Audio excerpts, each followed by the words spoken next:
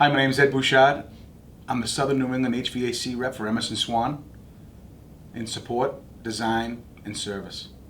And I'm Dylan Carter. I cover Northern New England in HVAC design and sales. Dylan and I are here today to talk about heating your entire home with heat pumps. That's right, Ed. Up till now, most contractors have been installing partial heating systems with heat pumps, and we want to talk about heating the whole house with heat pumps. But do we have the technology to get there? Absolutely. We have our heat pumps will heat all the way down to -31. When you look at older homes or homes for that matter, what are we heating with them now? We're heating with what? Fossil fuels, electrical. So this is just another way to transfer energy into your home, obviously because you're losing energy during the winter months, and you have to gain that energy from somewhere. And one of the ways that we do that is actually transferring energy from the outdoors to the indoors. We are grabbing heat from the outdoor air, believe it or not, and we're actually bringing that into your home at a very, very efficient rate. How do we grab heat at cold temperatures? Well, basically we do it through a refrigeration cycle. We have the outdoor unit which has a compressor in it, and what happens when you compress? Obviously, you compress that refrigerant, it actually changes the state. And as it changes states, in the meantime, it's actually grabbing that heat from the outdoors, which gives you the ability to heat down to -31. And how they do that, they basically make that outdoor coil cooler than what the outdoor temperature is. And that's how we absorb energy and heat. We have the ability to heat efficiently at -31 as well as efficiently cool the house with the same unit. So definitely, Dylan, the technology's there.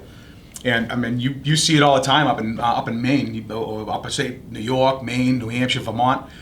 You see this equipment working all the time. How do they do that up there? We've been successfully designing heat pump systems at homes as primary heat for years. Homeowners are happy. We're happy as designer and contractors. It's been great. It's about the design, not only the comfort level of the heating, it's comfort level of the end user with the equipment. And we have options with that. We have cassette units that sit flush with the ceiling. We have ducted units. We have a wall unit, which everyone knows. And then we have floor console. Aesthetics is a big thing with a homeowner. If they don't like seeing something on the wall, we have an option for that. So Dylan, all the design that you've been doing in the past, when do you understand what emitter to use during different applications? Well, we take in a few considerations, one being the homeowner and what they want to see. It's probably number one. But it's also runtime. We want to place these in a spot where the equipment's going to be successful and it's going to have that extended runtime. And Ed, I'll let you explain why we want that extended runtime. So in this slide here, we're giving a different analogy, obviously, with the non-inverter type technology, where you have the old condensing unit outside, and what happens when you turn the air conditioning on? Boom, electrical dims. So inefficient, it's either all the way on or just simply off. With the inverter type technology, which comes with your heat pump systems, you actually have less waste, more control. So what you're talking about, Dylan, it's all about that constant comfort. So how do we get that? Even today, we suggest setback thermostats with conventional heating, like boilers and furnaces. We don't need that with this technology. Matter of fact, it uses more energy when you do a setback. And on top of that, when your indoor unit, whatever it may be, is blowing air, your condenser's not always on. There's DC motors that need to cycle air in that head all the time, so it's sensing the air in the space. It draws so little electricity, it's 0.2 amps. So associating that indoor unit running with the whole system running is not the same. With the de-stratification and just constant comfort, that's a very good point that you made. So Dylan, we've talked about technology, we've talked about different emitters, but let's talk about design. Yeah, the first thing we need to do in design is understand the load, and that's a walkthrough. That we need to either get a set of plans or draw a set of plans. We need to look at the insulation factor, the windows, take into account when the house was built, and then we have to assess the load and use our interpretation of that when we do our load. For example, Ed, in Massachusetts, in the South Shore, the design temperature is going to be 7 degrees. 7 degrees. In Maine, our design temperature sometimes is -10, -15 up in northern Maine. So we need to know that as well. So we need to take all of this in when we do our load calculations. We design based on the envelope of the house.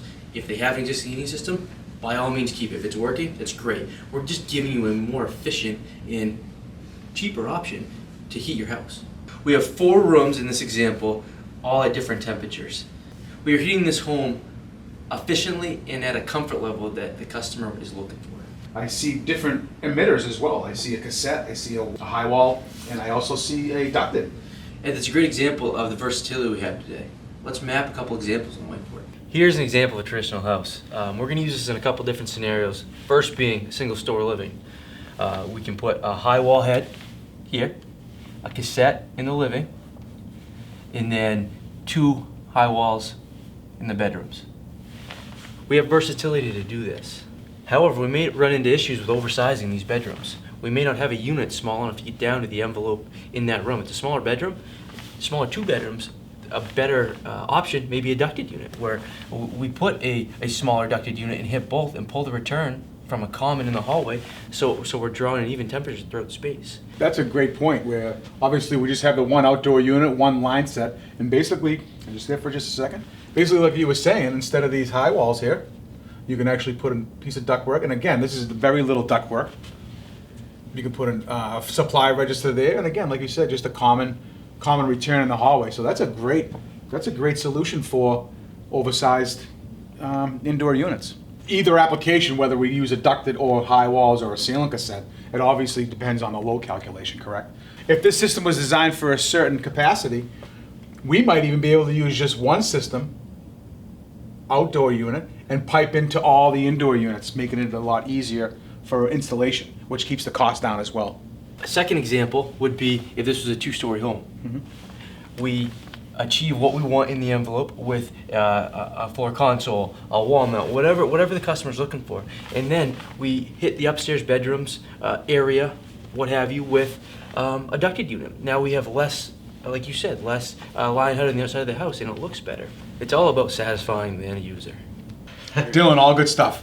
We went over technology, we went over how to transfer the energy from indoor to outdoor, or outdoor to indoor for that matter. We did the emitters, we did the application, we did the design. And most importantly, we went over load, and I think that's the top priority of all this. Yeah. And if you can get all those right, there's no reason you won't be comfortable. Dylan, we've shown that you can heat a whole home with a heat pump. And it's proven, and we're here to help. Thank you very much. From all of us here at Emerson Swan. Goodbye.